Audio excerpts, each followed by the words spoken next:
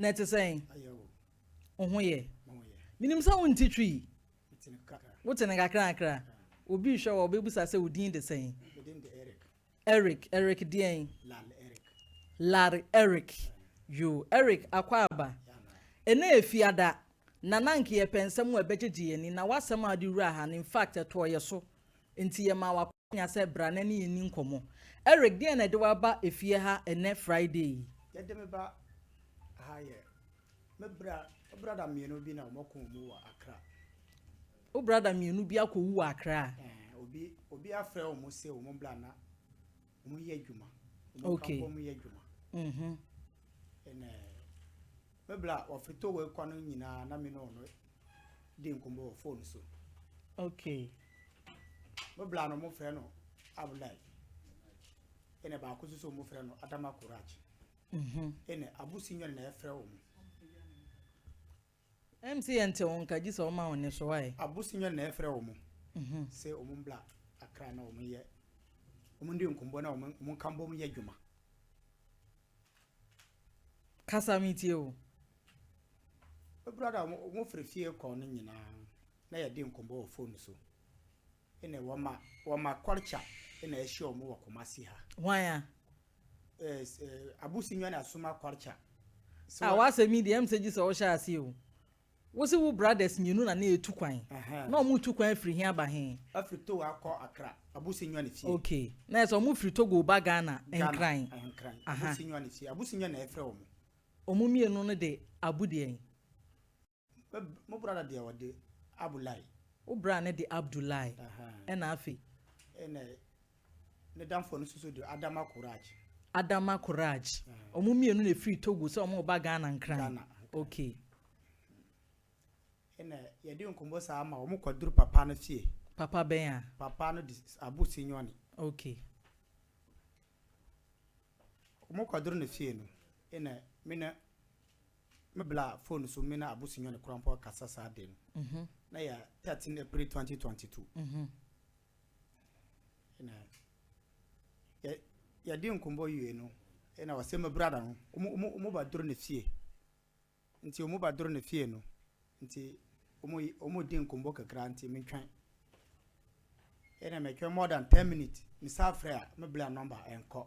me frɛ ne damfo Adama Courage number enko ene adechia ene me masori Togo Nicholas Asante so on town count ji se wo tiem manete why mati o de nsom ka se beba ene masori akọ Accra se mbakọ akọye nhwehwem se abanise na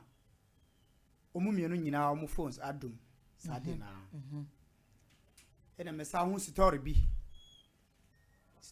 say umokum nimpa wa Accra ina mokoyi no afre enyo uhu story bi say ye kunipa bi e wa Accra satan na wo Togo ho na mu wakwam na wo nam kwam mu ba Ghana okay tena se unwanum de mu di kan jaawo okay ina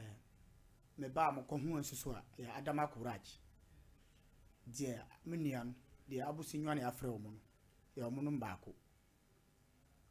na so wunwanu mienu na omo ba no emu baako e na wawu a wo beto so no ana na hu wote no se na wawu no okay ya hu baako body die ena dia ka no ya hu no body okay wa wunwanu mienu nti na se me pese me hu se omo mienu no omo mienu awu ana se baako pe na ehu na hu ne body omu miru ewu na emu baako o kan ho de wan hu ne body hu ne body okay ene omachi me kwaro podi omachi papa no ene ne bodyguard nyina omachi number 5 sisia na omusama omu nyina bail sisia menti hu mfonyi na etwa guyi maame ya mesro sanfa to so na ma ehunu bunua na wusi wuhunu ye no ona ewu a wo sha anwea mu enti na esa obaako o ka ho de gwanhu ne body na mom wawu na wo de afri Togo abedan ye tie wo ka sei ene ya chumu a na omusama omu bail ya chumu a na omusama omu bail isi amenim asem no dia ko ai di minti nhwe na se asami si ye na polisi for che wonu mu edi sa boni yi omo che omo ana omo ma omo be no omo ko omo atwa omo akopem ne pa 5 asami si ye di infie sen 3 years no 3 years aba e na mo nte ho hwe esi ye ndie na busuanfo ka ne fie abusuanfo onipa omo kum onipa de so ba ya nhwe mu sisi aye de ya ho andim bia nti na me se me de ba se mo hwe se mboa bi o ha no asam ne ba e wadi kan de adan obi sempo ba Ghana wudi kan de dan obi se wo moa wo se wo mboa why na de dan no Ghana okay wo de dan Foster ne hwan okay wo de kekan wasem a ba bi a obeja ne mu no me ye sure so nso beboa wo se me ka se we ye hwan a de odam fonyin so no na o mo de ka chi no de omudi kan che no na o kan wudifo ne ho ana okay na unua mepamcho ni nua na wawu no nka mo benya ne before picture me ya hwese ne na ositie ansa ne yeku no ma wabeda anwea ni mu no bibia sa ni ho a mesra mo mfa nto so ne ehunu ni nua ne se ne na ositie ansa na oba no nti awudifo ne baako na woda so yi aha bepesa me hu se unsa na me busa se wo baaye no se obehunu se nipa bone se mbi se asi no ehemfo na wosre wo mommoa se wo mommoa wo because asama edi 3 years de enye se bia wo fiti ya na de ba fie ha na sisi a asem no kodi court aha se mukọ court na omutu seda enti wo baaye se ye mmoa na mpanyifo nti asem ni mu na ommoa wo okay mente wadaje ye momodia aha nti ma unua no metena se ma first and trans no nka asem ni ye nem se enkomo na ani mi di na etwetwa sisi wada roma aha meda se ya nti na se unua no sei na wote pepepe enipa mu a woni dem nya abotre enipa mu a woni dem ya wakra fie se wo free Togo aba Ghana memfa wonko akire wono mo ba Ghana na omse omo ba be ye den abusinyo na efra omo sei omo mbra ne fie eji ususu se abusinyori o se hwan no na eku nana onu na ekunu anya te se mesusu waka si ni pain first time amintie we yo papa asemi hu and inframan yeso na aye mu interpreter ya obetimi aka si ni pise na sitie papa mama na wase na menchia ahwefo ne atiefo asemi said abrantie no wabo asem no tofasa no emu dopa na emom twi kasa no enya ne kasa ntina em se wagu na brim saa no o kasa no o kan se onyane ntie se ya kan news na otika mu free Togo a oba na wa frɛ ni nuen a onya no o kire ni nua no ni di nkomo a free Togo ko si se oba abusinyoni a wabo ne din na se din ne abusinyoni okay din no na obetru fie ho no oji phone no ene abu kasai ene o mu eka ho nyina asese aposifo achi omu no oni omu nyina kasa baako asese adanse abetodwa aposifo ahwehwemu ama abetodwa se ampa se de all kan no ye fa bibi itemize evidence eno no show say ampa brand say ene omu a kasai no ekasai ifri ho kono wanti nua ne nka biu okay na ifri ho kono na yensu enya ne ntie se awudifuo bi edo obi abehye aginkotoku eno na ma me yes a news na aginkotoku ye Ghana ha enkrankwan so aginkotoku Ghana ha ti ye no asam ne tram ye ma unsu ana I marry asam ni nisio na atata me no baba kafra nisio atata I marry kafra so kum nipa na odo ne hye anwem koto ne twene se bi aboa bi wona wo ka asem no enti sei na case ni tie sei na ti omu free abrantie no de ne ba enya aginkotoko no mbeku okay omu ku no amasaman okay and over the 2 and you came with the annual goose. Okay. Now, Bussy no new fear for you, adding Kotoku. Ya botre senka anwea ka kwa ye fi so wo de anwea na ekọ nanso na nipa fra anwea ka anim e fra anwea ensam so kọ so enko so da enti no abribia no omu se obekọ ho anadwo na okosa agin kutuku ho nti o de onim se oye ne plot so adwuma obekọ no na anwea ono mu hwia na nipa hye obekọ no enti na esameba o anwea ka ahodo etwam ade bia yehu ma wono mo kwan yehu dwane yehu doje no ebi wo ho ekwa enkokwa nipa hyehyem ensam so kọ so Ghana ha o omo ade sebi obete se yesi custom for achi ebi a track bi omo di koko ko ba bi obehwem na atuo obehwem na nubone odi ahyehyem ni nyina Ghana ha ya dan kro bi so fo esi nti wei no enipa bi atim potemu ho pa no nso ehu na mom esanse bibi kakra wo mu nsem ni Mr. Ya ben Mike na ma me ntem ko fo nsem ni ntino na kyerese wo a wo ben o mu pa no ba o ma me ne ye aduane man ye wakasi bi ba ese no ma fa waka mo nti ye no motua o ma bo wa no ti saade no ko so agin kotoku ho a na ma ne bi a ono so mu fra ne Davi wo yes sport wo sa abusinyoni ni fi a o si ni foforo okay ti ma me ne de no onim ne ekoso bia ebra achi we mu na no so tu pia fa agyan a wodwane ma me Davi ne ni a kire mu obeni Davi no obatan a obo abonefo abone so ti anokwa na eha adwen pa na abranti a friend si ase edusan bia ne no omu ekire no omu kire ne ma sesei enam anu omu tutu ye no so no ama ono so atumi akire na abusunyori o se hwan na woka na asem no oneda so ya na tuntuma obaga na ha wo ye fake currency bagana nyabota se enka asem ne wa Ghana so nsem ukoso Mrs. Beatrice hwese obi free Togo wonya Ghana ni o dabi o wonya Santini watimi aba hanoma besua nyama bebre amene ye tutu ntum ono kura timi tutu bi ama nkrofo di na chief friend ohene krom ampanyifo nsori o obi am sorry na nsen a o se fa di Igbo kina se di andi enti sika ni bi na egusuwe yi we ye sika ye de ani ekohu se ewo edan no a okum nipa na okohyem ye ni nyankomade dabi maame ya fa sanfa papa yi entomawura ifa ne to so mame because ensam a ye kan fa no wo se ye di ne ho adanse ewie ni ewie a de ne nwuma eguso a wo hye blue na wo gina ne nchen no ni oye sojani a wajai wa resign e wo Togo na wono nso aba Ghana na oni omu di sa adwuma e wo Ghana ha na ne ogina ne nsa benkum so no nso so no ne right hand man pa no otunu watiem so o se abusinyoni na da wada o se wa sorry no nam ha ho no nam sa de ogina ne nsa say we personal assistant no no pa woni ne kon na krana enti nyankopon adom ti o mama sese de akoka de o hye blue ni soja ne nkon no de nyanya ne ntie se wa free o man yi mu nanso baby onam bia ne monitor o de yenka asem ni nyina emfu a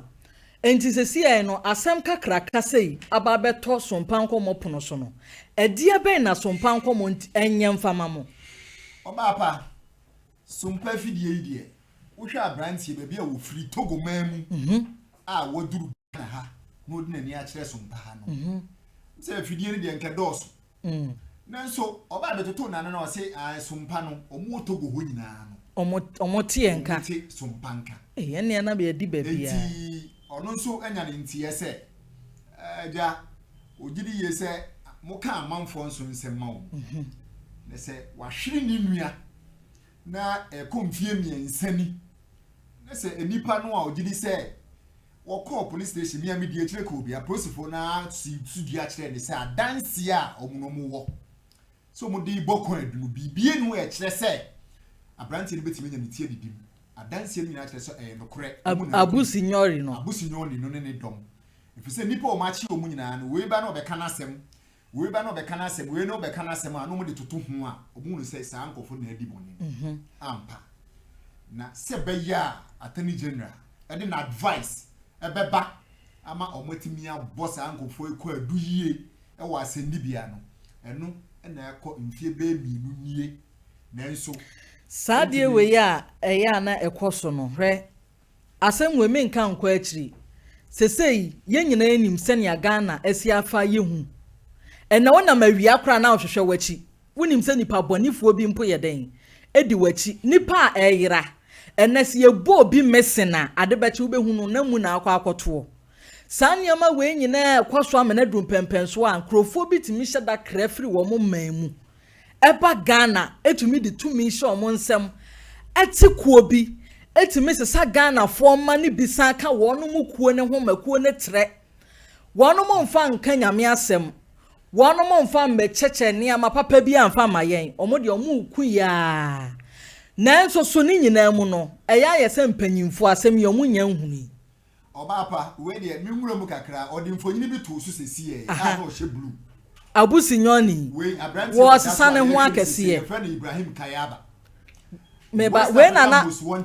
we na oka picture na we front to man ho